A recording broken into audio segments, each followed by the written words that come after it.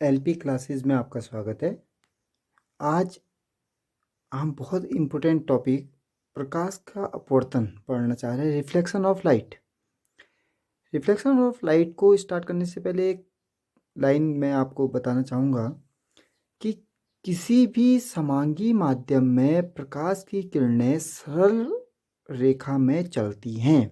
It means कि किसी भी समांगी माध्यम यानी समान अंक का कोई भी माध्यम है, यानी वायु है, पानी है, कांच है, तो उसमें प्रकाश की जो किरणें होती हैं वो एक सरल रेखा में चलती है। तो इसको स्टार्ट करते हैं। तो हमारे पास माना दो पारदर्शी माध्यम, एक हमने वायु ले ली और दूसरा हमारे पास कोई पारदर्शी माध्यम है, वह है कांच।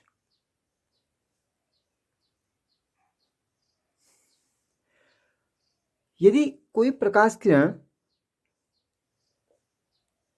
वायु से चलते हुए इस कांच के अपवर्तक तल पर पड़ती है। अपवर्तक तल इसलिए कहा गया क्योंकि पारदर्शी माध्यम में जो तल जिस पर प्रकाश किरण आपतित होती है उसे अपवर्तक तल बोला जाता है। तो यहां पर इसके जिस बिंदु पर यह प्रकाश किरण आपतित हो रही है उस बिंदु पर इस तल के सापेक्ष खींचा गया लंब अभिलंब कहलाता है। ये उसी प्रकार से जिस प्रकार से हमने प्रकाश के परावर्तन में पढ़ा था। और पहला माध्यम जो हम यहां पर ले रहे हैं वो माध्यम क्या है, हमारे पास वायु है। यानी प्रकाश किरण वायु से आते हुए इस अपवर्तक तल पे पड़ी और पड़ने के पश्चात वह सीधी सीधी नहीं जाके अपने मार्ग से क्या होती है, विचलित हो जाती है। या तो अभिलंब की ओर झुकेगी या अभिलंब से दूर हट जाएगी। अब यहां पर देखिए, क्योंकि जो हमारा दूसरा माध्यम है वो कांच है और कांच पे जो कण होते हैं वो वायु की अपेक्षा, जो कण होते हैं उनकी अपेक्षा क्या होते हैं, बहुत ही ज़्यादा सघन होते हैं। तो इसका मतलब है कि कांच में जो कण होते हैं वो क्या होते हैं, सघन होते हैं। और वायु में जो कण होते हैं, वायु के कण जो होते हैं वो क्या होते हैं, बहुत ज़्यादा विरल होते हैं, फैले फैले होते हैं। और इसमें बहुत ज़्यादा क्या होते हैं, नज़दीक नज़दीक होते हैं और स्थिर होते हैं। अब जो आपतित किरण इस अपवर्तक तल पर पड़ रही थी वह क्या होगी, अपने मार्ग से विचलित हो जाएगी। और विचलन की इसी घटना को हम क्या बोलते हैं, प्रकाश का अपवर्तन कहते हैं। तो क्या होगा, या तो अभिलंब की ओर झुकेगी। अब लेकिन ये सघन माध्यम है। सघन माध्यम में वायु के सापेक्ष जो कांच है वो सघन है और सघन माध्यम जो होता है वहां पर अभिलंब की ओर क्या होती है, प्रकाश किरण झुक जाती है।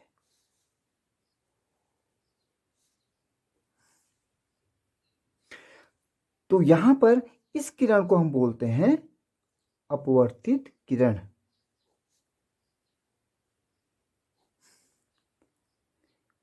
ठीक, तो यहां पर देखिए, तो यहीं से हमारे क्या निकल के आते हैं, प्रकाश के अपवर्तन के नियम निकल के आते हैं। और जिसमें पहला नियम यह है कि आपतित किरण, अपवर्तित किरण और अभिलंब तीनों कहां पर हैं, एक ही तल में स्थित हैं। तो यही क्या है, अपवर्तन का पहला नियम है। अच्छा, इससे आगे बढ़ते हैं। अब देखिए, आपतित किरण अभिलंब के साथ एक कोण बना रही है ये, तो इस कोण को बोलते हैं आई, यानी ये कहलाता है हमारा आपतन कोण।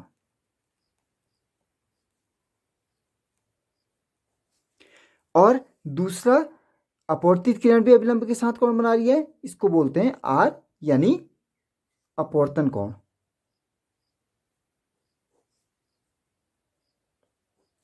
और यहां पर देखिए, जो सघन माध्यम में जो कोण बन रहा है वो विरल माध्यम में बनने वाले कोण की अपेक्षा क्या होता है, छोटा होता है। तब यहां पर दूसरा नियम जो है वो निकल के आता है। उसमें कहा गया कि यदि निश्चित तरंगदैर्ध्य का प्रकाश यदि इस अपवर्तक तल पे पड़ रहा है, तब प्रकाश के अपवर्तन में आपतन कोण की ज्या साइन आई तथा अपवर्तन कोण की ज्या साइन आर का अनुपात एक नियतांक होता है, जिस नियतांक को पहले माध्यम के सापेक्ष दूसरे माध्यम, क्यों पहले माध्यम के सापेक्ष क्यों कहा गया? क्योंकि प्रकाश किरण पहले माध्यम से दूसरे माध्यम में आ रही है। अब वो दूसरा माध्यम क्या है? यहाँ पर तो वायु के साथ कांच है, हो सकता है वायु के साथ सीधे पानी में चले जाए, या हो सकता है कि कांच से पानी में चले जाए, या पानी से कांच में चले जाए। तो वहां पर जो नियतांक होता है वो पहले माध्यम के सापेक्ष दूसरे माध्यम का क्या कहलाता है? अपवर्तनांक कहलाता है, या कहते हैं। तो इसको क्या लिख सकते हैं हम? साइन आई बट्टे साइन आर इक्वल टू नियतांक। नियतांक क्या है? एन, अपवर्तनांक है। तो क्योंकि साइन आई कोण है, कोण का मात्रक होता है, रेडियन में नापते हैं, ऐसी कोण आर को भी रेडियन में नापेंगे। तो यहाँ पर जो नियतांक अपवर्तनांक जो होता है उसका कोई भी मात्रक नहीं होता, यानी बीमा भी उसकी कुछ नहीं होती। तो इसको हम साइन आई बट्टे साइन आई बराबर 1n2 पढ़ेंगे। 1 यानी पहले माध्यम से दूसरे माध्यम में जा रहा है, तो पहले माध्यम के सापेक्ष दूसरे माध्यम का अपवर्तनांक, और इसको क्या बोलते हैं? स्नेल का नियम भी कहते हैं। अब देखिए, इससे आगे पढ़ें तो अब देखिए, ये अपवर्तित किरण जब इस दूसरे पृष्ठ पर, कांच के दूसरे पृष्ठ पर पहुंची, तो अब ये यहां से बाहर निकलेगी, तो यहां पर भी वही अभिलंब के सापेक्ष देखा जाएगा। अब चूंकि दूसरा माध्यम क्या है हमारे पास? कांच, और वो किस में जा रही है? वायु में जा रही है फिर से, यानी पहले माध्यम में जा रही है। और पहला माध्यम क्या है हमारे पास? विरल है। तो क्या होगा? वो अभिलंब की ओर ना झुक के अभिलंब से क्या हो जाएगी? दूर हट जाएगी। तो इस किरण को बोल देंगे निर्गत किरण। और यहां पर एक कोण बन जाएगा, देखिए ये जो कोण क्या है, देखो सघन माध्यम से फिर क्या, विरल माध्यम में बनने वाला कोण सघन माध्यम में बनने वाले कोण से क्या होता है? बड़ा होता है।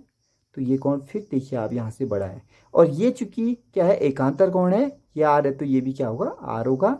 और ये कोण जो होगा निर्गत कोण कहलाएगा, ये होगा आई।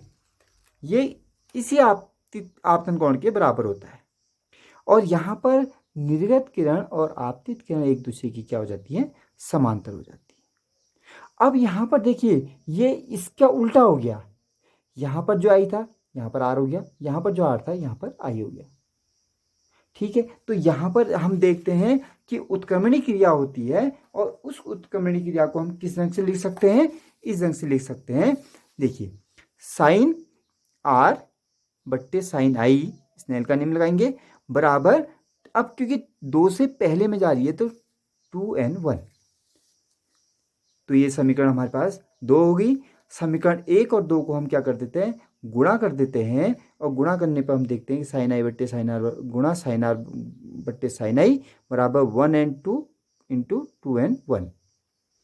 और इस प्रकार से यदि यहाँ पर देखिए साइन आई साइन कट गया, साइन आर कट जा रहा है, तो 1n2 into 2n1 equal to 1 आ जाता है।